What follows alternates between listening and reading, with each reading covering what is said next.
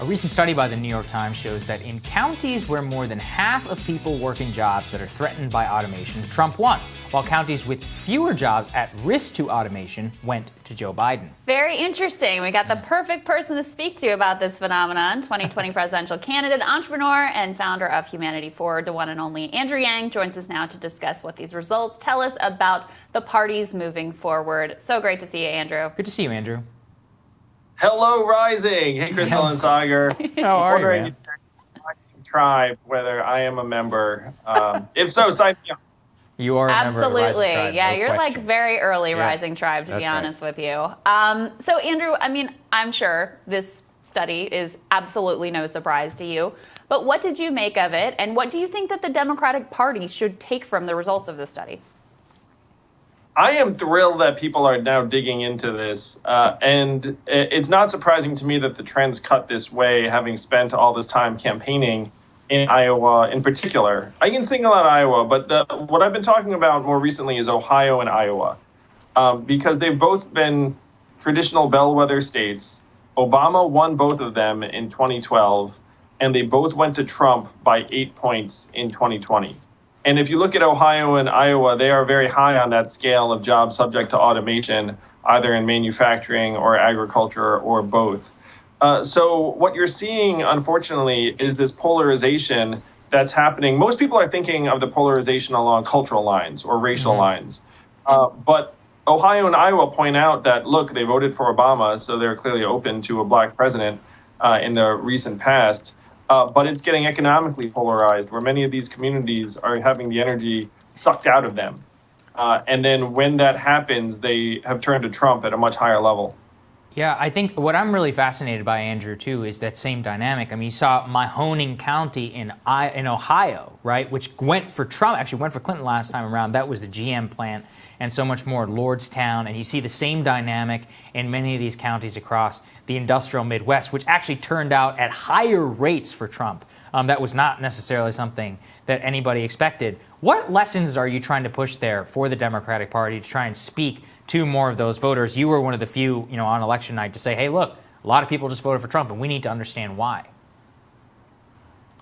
I think that the Democrats have two approaches. One approach, which is going to be their natural approach, is to say, who needs Ohio and Iowa? Like, we're just going to go towards Arizona and Georgia and perhaps North Carolina, places that are diversifying, places that are getting people coming into those states. And then Ohio and Iowa, you'll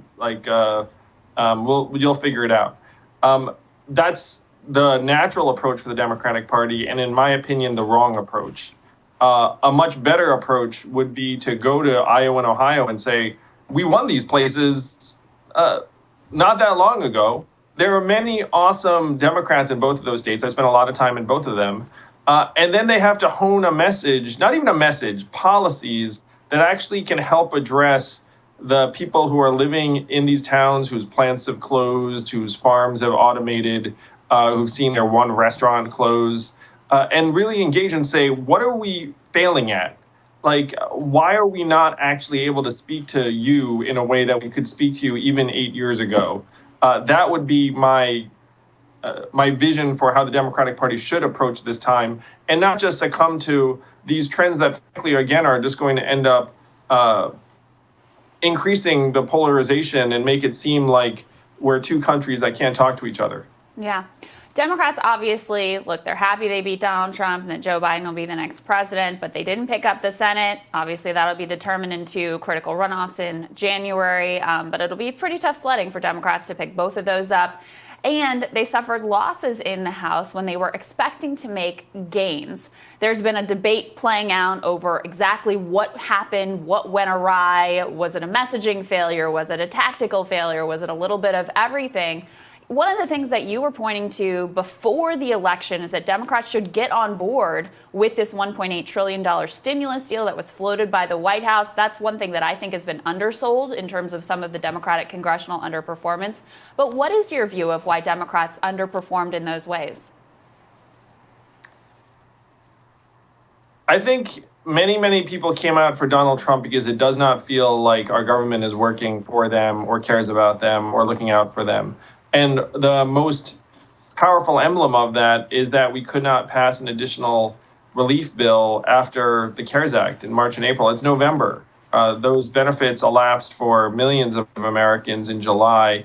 And Democrats need to embrace message that the government can actually deliver something to you that will improve your life. The problem right now is that we're engaged in these political arguments that a lot of Americans don't care about. And Trump has this incredible ability to channel folks who are fed up with politicians, despite the fact that he's the sitting president. So that, to me, was a dynamic that Democrats underestimated very significantly. They should be looking to do more, not less. And sometimes doing more means doing something. You know, it's one reason why I was so adamant that we should pass a relief bill, because now we're in the lame duck session and we're not sure if we're going to get relief until next year. Yeah, and I think that is a dynamic we're both deeply worried about here, Andrew, which is that what is the human cost of no stimulus and more now for months, and especially through the winter? I mean, you know, if you want to talk about automation or any trends that are going to accelerate, which hurt working Americans, that's how it's going to be. And I don't see a lot of political will to get anything done there. Yeah, it's depressing, disheartening, disgusting. Like, you could use any term for it, Sagar. And really, when you do look at these things we're describing, and I'm just going to go back to this Midwestern argument, is that at this point, politics is more about winning arguments than solving problems. It's like, well, it's okay if people are suffering as long as I'm winning or I can blame the other side. And that's why we're all losing. The danger is that the parties are playing you lose, I lose, you lose, I lose, while everyone's losing. And everyone's losing heart that our government can actually start functioning at a higher level that solves the problems that people can see around them. That's what we have to change. And I thought that a unified government might help us change that. It's one reason why I'm heading to Georgia, to be helpful, because there is still a chance that Mitch McConnell is not in position to obstruct any legislation over the next number of years.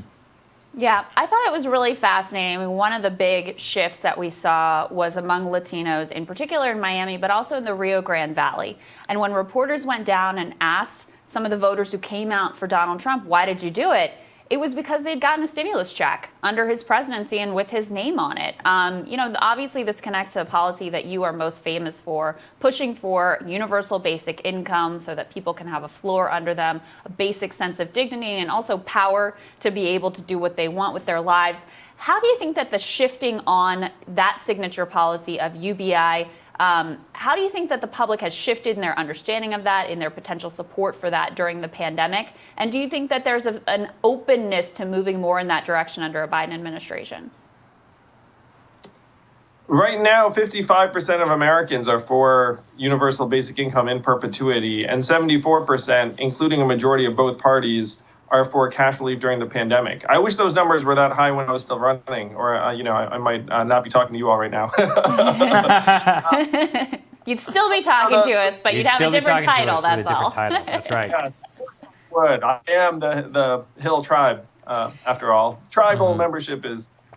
So the openness is shooting up. I mean, even since my campaign ended, now you have dozens of mayors around the country, including the mayors of Los Angeles, Atlanta, St. Paul, Newark, Compton, Stockton, all championing cash relief because they can see what's going on in their communities.